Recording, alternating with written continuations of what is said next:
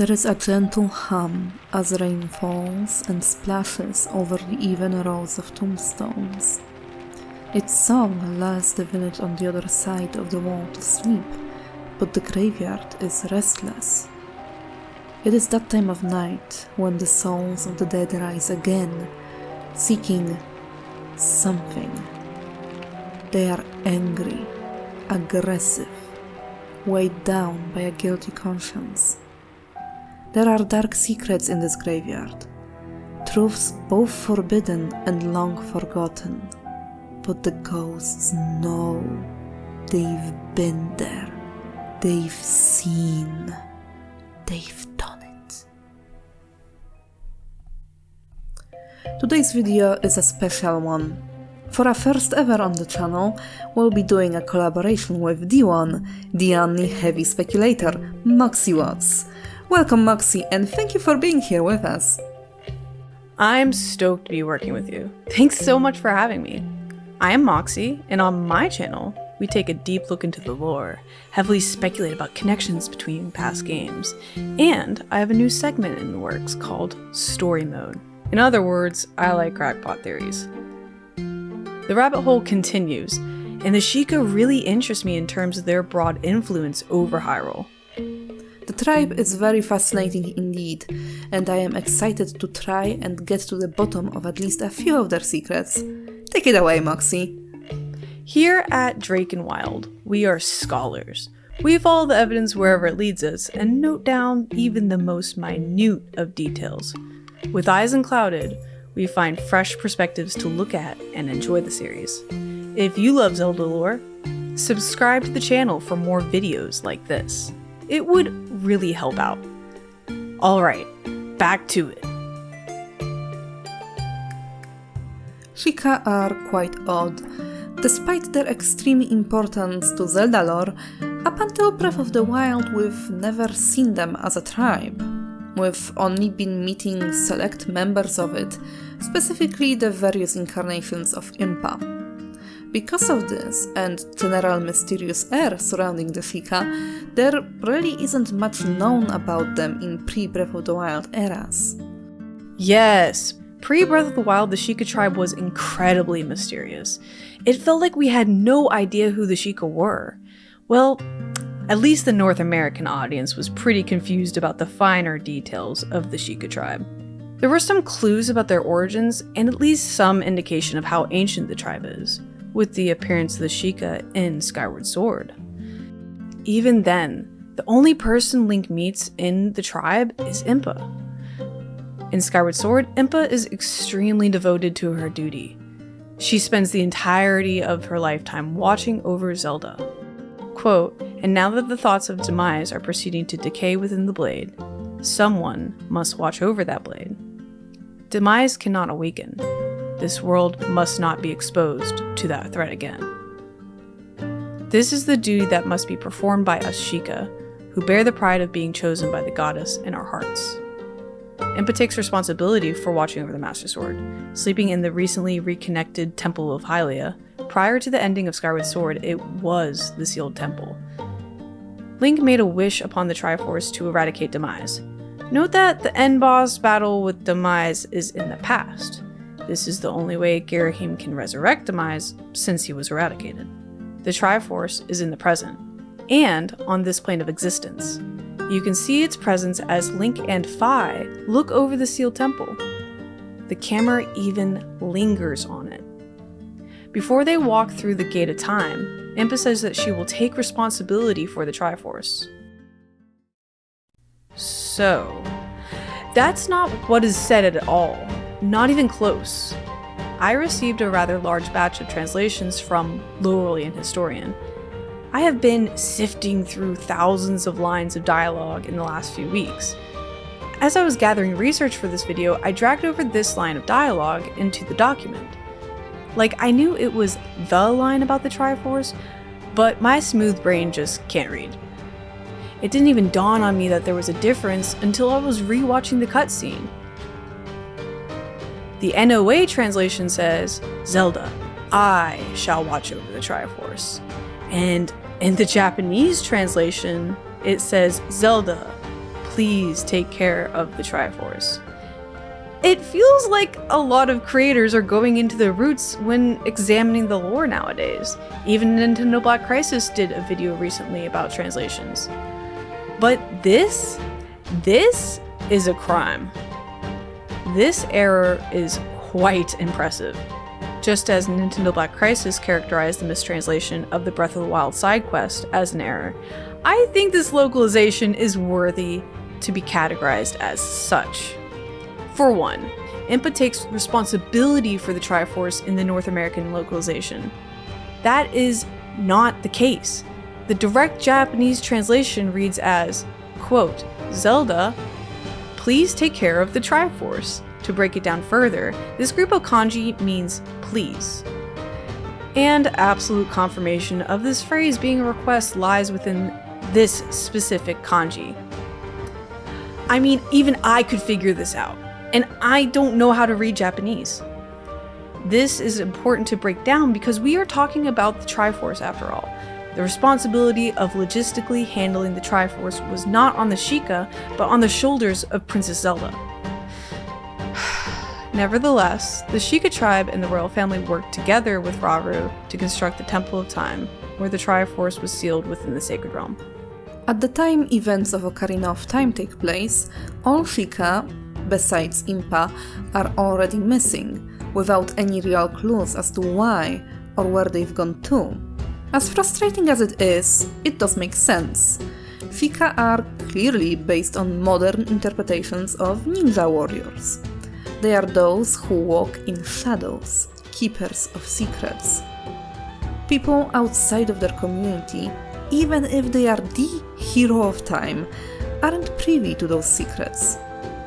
Sheikah can and do bestow knowledge, but they only do so on their own terms. As such, Sheikah have an innate connection with the force of wisdom. Trained individuals can tap into it and use the force to cast spells, manifesting as blue magic. However, this type of training seems to be somewhat rare, reserved only for a select few.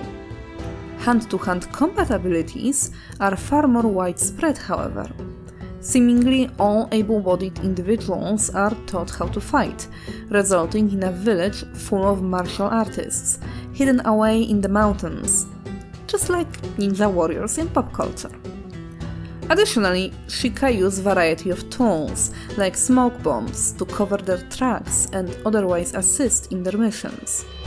They are agile and prefer to stealth and attack from the dark rather than engage in open combat. When they're seen, they're easy enough to tell apart from Hylians, thanks to white hair and striking red eyes. I mean, probably? Sheikah in Breath of the Wild are all white-haired, but they do not have red eyes. However, in Ocarina, Zelda, while disguised as Sheik, makes sure to keep her eyes red, but golden hair is apparently fine to pass as a Sheikah. So it's unclear if Ocarina Sheikah have all been white-haired and red-eyed, and the red eyes trait didn't make it to Breath of the Wild era, or if the white hair and red eyes combination is important at all. Impa might have just so happened to have them without any particular significance. That's what you get when your sample size is 2. Additionally, according to the Encyclopedia, the Sheikah Tribe have served the royal family since the Age of Creation. These traits are exhibited by Impa in Skyward Sword.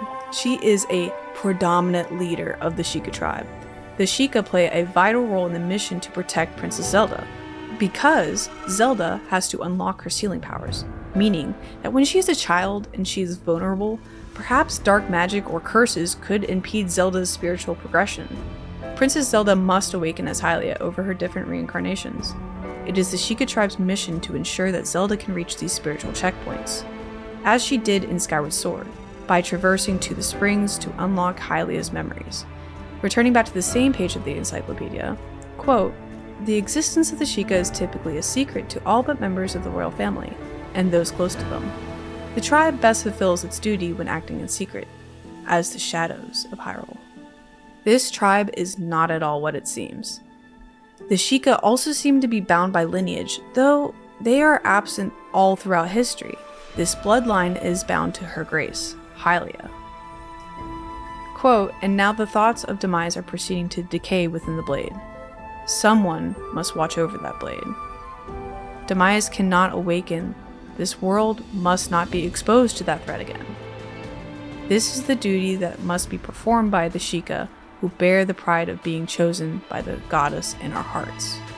In a video over on my channel about Ganondorf, link will be in the description, I discuss who established control of the Gate of Time. It's no surprise that it is Impa. Quote, return for me, please, to your era. After you all pass through, I shall deal with this gate. There are some clues that exist in the Japanese version of the game hinting at the purpose of this mysterious tribe. In the North American localization, Flat states, quote, all the people in this village are born to serve the royal family of Hyrule. The Japanese translation gives us more information. Quote, it is law that all the people of this village serve the Hyrulean royal family. This dialogue, along with the place in which Link meets the composers, implies that Sharp and Flat are Sheikah. See, the thing with the Sheikah is, they are fiercely protective of the royal family. More specifically, Zelda. You've got to understand, the Hyrulean royal family has descended from Her Grace Goddess Hylia. Princess Zelda carries Hylia's golden light, and because of this, Zelda is the most powerful asset of Hyrule. Despite this, Zelda is just mortal. She can be harmed. The Sheikah are indeed sworn to protect the royal family.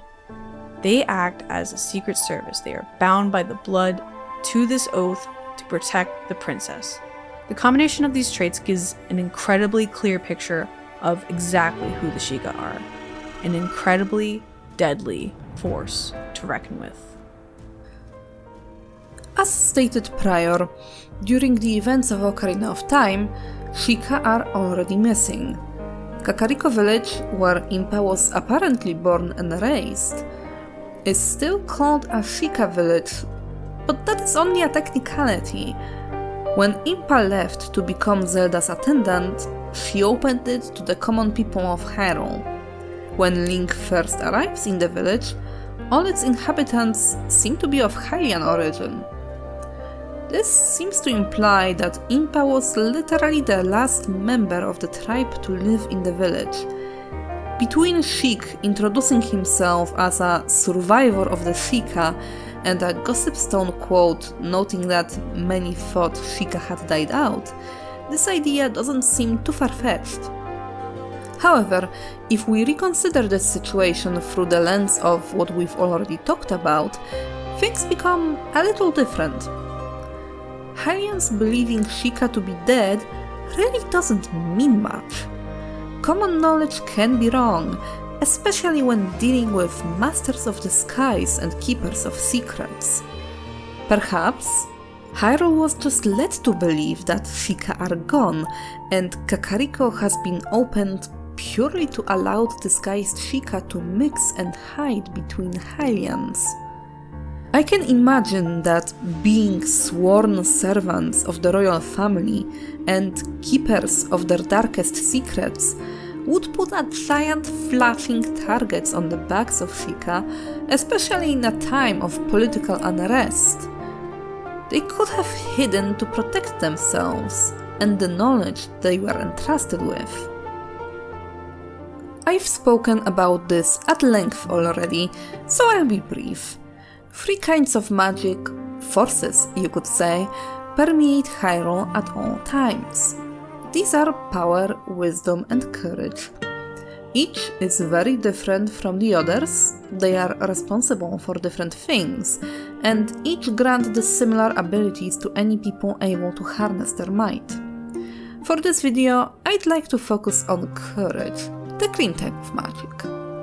It comes directly from Farore, the goddess who gave life to the world. The green power represents many things, but the one which is particularly interesting is life. In Ocarina of Time, at the back of Kakariko lies a graveyard. It houses the souls of those who swore fealty to the royal family of Hyrule. Out of all these tombs, one in particular is especially interesting. It is a royal family's tomb, where members of the royal family have been buried alongside their loyal shadows. Oddly enough, the tomb is just a physical seal, covering up an entrance to a crypt. Its first room is locked on the other side and contains a small pit filled with not quite dead bones of unknown origin. How did they get here? These aren't grave robbers who snuck in and failed to escape back out.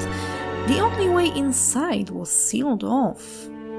Weirder still, the next room is filled with pools of seemingly toxic green liquid, with colored fumes leaking out of it. Surrounding the pools, multiple redeads stand in quiet stillness. Finally, at the end, there's a headstone with a poem. This isn't just creepy. This is far removed from what you'd expect a royal crypt to be like. Hell, does it even count as a resting place? There are no coffins inside, and I doubt bones at the front belonged to royal family members. Frankly, why is it even in Kakariko and not somewhere around the castle? In Moxie's video on magic, it was speculated that the royal tomb was, in fact, the site of an experiment on the green type of magic. That something went horribly wrong, resulting in the creation of redeads. I have a slightly different idea. I'd propose that Sheikah were purposefully trying to distill and pervert Faror's magic, all in service of the royal family. Since, as we've talked prior, Faror represents life, the result of this perversion was Undeath and these pools of sickly green acid. Just as Sheikah are clearly modeled after popular idea of ninja warriors, this shade of green tends to be associated with the art of necromancy in high fantasy settings. The dreaded necromancer is a pale, fragile wizard, protected by his skeletal army and usually dwelling in a dark castle or an extensive underground crypt. It is dark and somewhat damp in such a layer, and besides varieties of undead servants, pools or vials of acid in this specific shade of green are a common element of decoration. Royal family's tomb fits scarily well into that general idea. No other kind of magic could create redeads. Because green equals life, using the green power to raise dead is scary, but logical. This is also why we are dealing with a perverted version of green magic, as Undeath is a parody, a man-made proxy of actual life.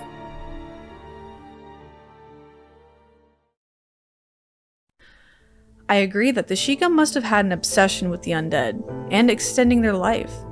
This is apparent when the old monks within the shrines dissipate into green energy. Their use of soul energy isn't new to the series either. I have spoken about this many times on my channel. The Blessing and the Curse of Magic, a video that inspired this entire video, apparently, is a video diving into my philosophy and approach to understanding the magic in the Legend of Zelda series, which will be linked in the description below. As discussed in that video, green energy is soul energy. Everywhere this green magic is related to the souls of the living and the dead. Editor Draken here. If you'll allow me to interject, in Breath of the Wild, monks aren't the only Sheikah attempting to extend their life. Pura is as well. She has created an age-reversing rune, though it worked a little too well and turned her into a child. That activity has been recorded in Pura's diary. Carry on, Moxie. In Ocarina of Time, the Sun Song is an optional song. It is a useful song for dealing with redeads. It also allows Link to turn an area from day to night or night to day. which, while completing quests, is pretty useful. To obtain said Sun Song, Link must venture into Kakariko Graveyard. All the way in the back are 3 headstones. The ones on the left and the right belong to the 2 brothers who used to be composers, Sharp and Flat. When Link observes Flat's grave, Flat shows his true form as a Poe. Poes are restless souls of the dead and cannot be at peace. In Quest with Aaron's video, he breaks this down a bit further. Kokoro. He explains that the kokoro is an all-encompassing phrase meaning mind, heart, spirit, emotions, thoughts, and/or intentions. Basically, the vital core of a person's essence. Aaron also describes it as finite and ever-changing. If a person dies without fulfilling their purpose, their soul will not return to reincarnation and will be trapped as a Poe. The composer brothers perform more than enough studies to create magical abilities. Quote, "We've nearly completed our study of manipulating time within the tones of ocarina." No, actually, we were able to complete that study. Sharp confirms that they are responsible for creating the Song of Time, which is interesting. The Temple of Time was constructed over the Sealed Temple as an entrance to the Sacred Realm. This temple was a stronghold to protect the Holy Land. If Sharp and Flat were a part of the construction of the Temple of Time, that would mean that they were alive sometime after the events of the Interloper War. The younger brother continues on with explaining their studies. Quote, "To tell you the truth, each of us was studying a different song, one to summon the sun and another to summon the moon. Both composer brothers were tasked with clarifying what Zelda's sealing powers are and uncovering how they work. Then, perhaps light can be used as a weapon for the Sheikah." Flat says, quote, "We were tasked with analyzing and explaining the mysterious powers passed down by the royal family." Sharp elaborates on this statement. Quote, "We brothers served the Hyrulean royal family and were tasked with studying the mysterious powers passed down by the royal family. Though, we've been unable to clarify the powers of the Triforce." The phrase "mysterious powers of the royal family" is alluding to Zelda's sealing powers. The goddess Hylia gave up her divine form to assume the mortal form. However, she can still wield light or sealing powers. After descending into the royal family tomb, Link must navigate through these mysterious pools of green liquid.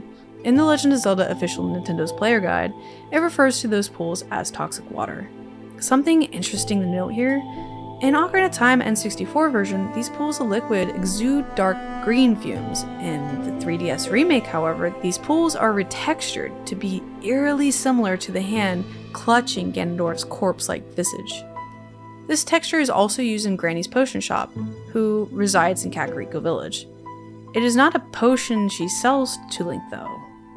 If Link steps into these pools, they damage him. Standing around these pools of liquid are Redeads. Their gaze will petrify Link. At the end of this gruesome corridor are the results of one of the many studies the composer brothers performed. Quote, "The sun rises and sets. Life-born will one day disappear. Sun to moon, moon to sun. May the living dead rest in peace." The Sun Song does not kill the Redeads, only stuns them. They count as living dead, but are also alive, enough for the song to not kill them outright. The Sun Song allows Link to deal with the Redeads, and obviously the song has a connection to light. The Sun Song was trying to replicate Zelda's sealing power, and it is protected from intruders by these undead beings and a seal in the form of a tombstone, only unlocked with necessary credentials. The tomb opens when Link plays Zelda's Lullaby. This level was designed and intended for the player to form a connection between the Redeads and this mysterious green energy. There is one thing that doesn't quite fit with all this, and it needs addressing. If Redeads are indeed a product of green magic, and very specifically green magic, how come Ganondorf had some of his own, standing menacingly in Castletown ruins after he took over? See, it is no secret that Ganondorf is a sorcerer. He was raised by twin witches, Kome and Kotake, who have taught him the arts of the arcane. His magical abilities are directly confirmed by Deku Tree itself. This evil man ceaselessly uses his vile, sorcerous powers in his search for the sacred realm that is connected to Hyrule.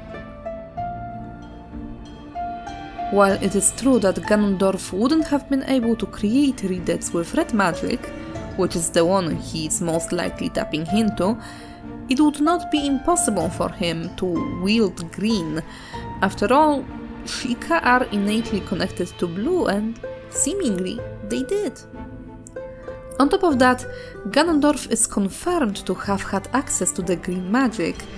The Great Deku Tree, as the spirit of the forest and nature, is an embodiment of green magic.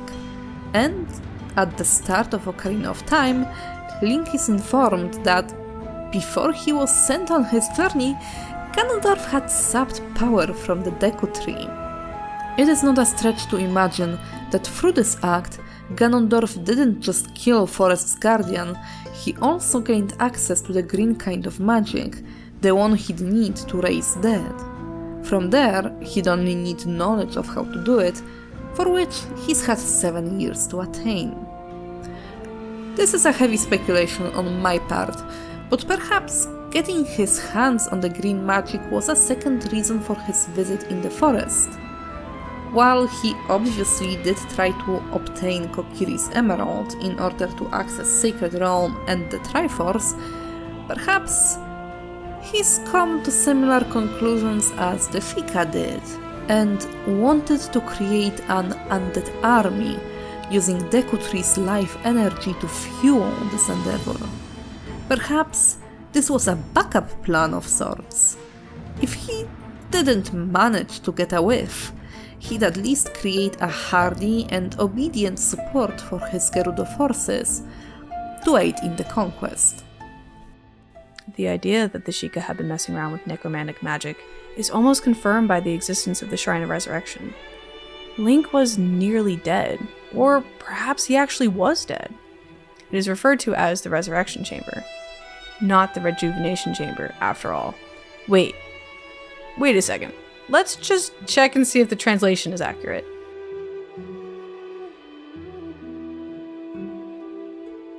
Ah. Are you kidding me? Not even close. Missed it by that much. According to the Encyclopedia Britannica, regeneration in biology is the process by which some organisms replace or restore lost or amputated body parts.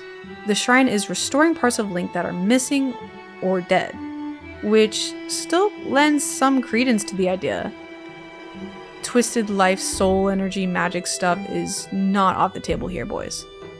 Alternatively, many people have speculated that Ganondorf's malice was being siphoned into energy, converted, and used by the Sheikah technology. I've always considered this idea interesting, but it didn't always make sense. In the early trailers of Tears of the Kingdom, the malice does seem to be leaving this cave somehow, almost like it's being siphoned away from the body. Notice that the ancient Sheikah furnaces, while they burn bright blue, have these weird cables reaching underground, almost like they're sucking something in to keep the flame alive. So perhaps the corpse-like Ganondorf himself fueled Link's regeneration process. Or it's neither of those things. After all, the Shrine of Regeneration is about suspending and reconstructing an organism that is still alive, even if just barely, then raising one from the dead, which would make it be an idea very similar to raising the dead or extending one's own life via necromancy, just far less creepy in execution. Or, another interesting idea, the process could be a combination of Malice soul energy and Sheikah technology, marrying the three energies to provide rejuvenation to Link. Think about it. It would make Ganondorf be directly responsible for bringing the hero back to life from the brink of death. Talk about irony. On the other hand, the Sheikah may have also been looking for a way to extend their lifetime. It's clear by how long the Sheikah have survived in the shrine and the way their body disappears after completing the shrine. dissipating the green energy. Conflicts over Hyrule's territory date back to way before Ocarina of Time, and then the kingdom had to deal with the many incarnations of Ganondorf throughout the ages. Being able to survive for unnaturally long periods of time would have been very useful to a group that has been directly responsible for aiding the royal family with these kinds of problems. You wouldn't need to look far for proof of this concept. I'd like you to consider the poem. It is dedicated to the dearly departed members of the royal family, positioned in an honorary spot in the crypt, suggesting that it was placed there at the time the crypt was being sealed. But they only scribbled the song on it after being attacked by Ganondorf, just before the events of Ocarina of Time took place. This means they could have used one of two tools of the Sheikah Tribe to be able to live this long. Use the necromancy to preserve themselves for ages, and arrive at this point in history naturally, or time travel. Remember, there are other important details to consider about the Sheikah Tribe's history. At the end of Skyward Sword, young Impa takes responsibility over the Gate of Time. The gate doesn't explode like what happened at the original Temple of Time. It disappears into a poof of sparkles, suggesting that Impa has control over the gate, and could use it herself or allow others within the tribe to step through. However, they would need to be able to wield light or force, and perhaps this is why the Composer Brothers wrote that song, to activate the Gate of Time. These two possibilities are the only option allowing the timeline of events surrounding the Composer Brothers to make any sense. Either way, they had to access the crypt to make their musical footnote, because they'd been there at the time the seal was made. Additionally, there are a few ideas that have been floating around through the community. The creator, Zelda lore, discussed the Sheikah could have 3 different factions. Each faction devotes themselves to a specific virtue of the Triforce. A different area of magic, malice, soul energy, and the energy that powers the Sheikah technology. Given how long the tribe has existed, it is entirely possible that their culture splintered as many cultures do. This idea fascinates me, though it doesn't stand as my current headcanon. Make sure to go check out Zelda Lore's channel. They have fascinating content. One thing that strikes me as very odd about this green magic experiment is the spot where it took place. It'd be easy to assume that maybe the royal family's tomb never existed in the first place, and the headstone was just a cover-up to hide a lab masquerading as a crypt. But why? Why in the world would Sheikah do that? They already had a perfect place for conducting such experiments, an entire dungeon worth of space, already holding terrifying dark secrets.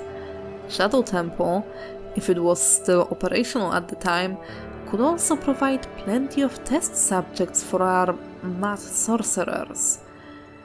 It feels like the optimal place to do it, and yet...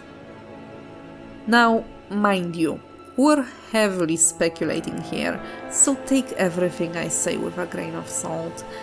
But I'm thinking that the royal family's tomb was indeed just that, a tomb. At least originally. It was built ages before Ocarina of Time, for a royal who has just passed away.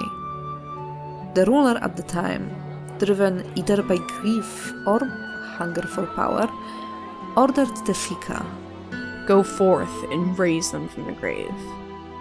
Duty-bound Sheikah bowed and left, made their way for the tomb, and began setting up for an experiment. Under the dark shroud of night, bodies were ferried into Kakariko, through and behind, to the graveyard. There, they would be lowered into the crypt and carried into the pit in the first room, already cleared out of anything of import. That is where the first phase of the experiment took place. Results were not great. The dead could speak somewhat intelligibly, which was a great success. However, They weren't mobile, and as Sheikah noticed, quickly started decaying until not but bones were left. That wasn't a satisfactory result, so they continued, eventually moving into the second chamber. There, a breakthrough. One of the Sheikah sorcerers finally managed to distill liquid courage, the green toxic fluid seen all over the room. The experiment continued, and Sheikah were getting closer. Their new creations couldn't speak, however they were capable of movement and the rotting has stopped. They were dubbed Redeads. As the time passed, their patron grew impatient. Why is it taking so long? Shouldn't you have the results already? Pick up the pace. Sheikah obeyed. Finally, after years of work, they have reached a formula. Just do it already. And Sheikah did. They attempted the resurrection spell on the body of a deceased Hylian royal. It failed. Another Redead. There was a mistake in the formula. Or perhaps such a spell was never possible in the first place. The castle went mad at the news. No. This can't be. That's impossible. No! Eventually, a decision had to be made. Seal it. Seal it so no one ever knows. A giant headstone was placed upon the entrance to the accursed crypt.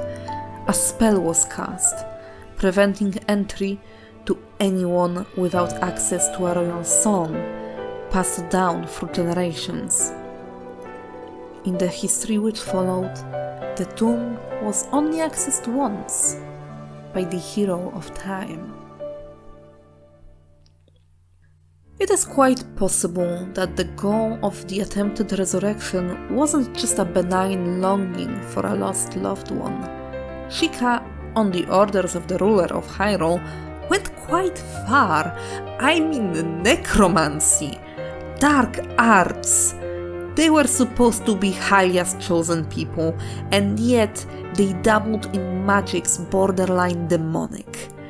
So perhaps it wasn't just love that pushed the monarch to give this order, especially given the dark history of Kakariko and Shadow Temple. I think it was something more than that, a yearning for immortality, an attempt to create an eternal king or queen and thus solidify Hylian supremacy. It was a goal not quite unlike Ganondorf's. It seems especially plausible because apparently, after the resurrection fiasco has already been thoroughly swept under the rug, it'd be really bad PR if it got out, right? Sheikah and the unnamed royal did not stop. Turning remains of the blood of the goddess into undead monstrosity wasn't enough. They carried on, but now in two completely different locations, beneath the well and in the aptly named Shadow Temple. Redeads are silently standing in their halls to this day, you see. They huddle together in corners like scared children, look on at the pools of the same green liquid which raised them. They are likely remains of the victims of the temple, political enemies, busted spies, the like. Even if they survived torture, they were not allowed to get out. So why not turn them undead, make them useful, start amassing an army? This never came to completion. The crown has likely changed heads in the following years, and the new ruler put a stop to the proceedings, ordered them sealed away and forgotten about. But Sheikah never forget. I'd like to close this video with a huge thank you to Moxie for collaborating with me. It was great working together. If you'd like to see the other side of the collaboration, you can follow the link on the screen or in the description. Thanks so much for having me. Banoon is my researcher and copy editor. Thank you so much for your hard work and dedication. I love you. Be on the lookout for a video that Draken and I did over on my channel. Also, a huge thank you is in order for Lorulian Historian for providing their translations and insights throughout this video. It wouldn't be possible without their help. Thank you for watching and see you around!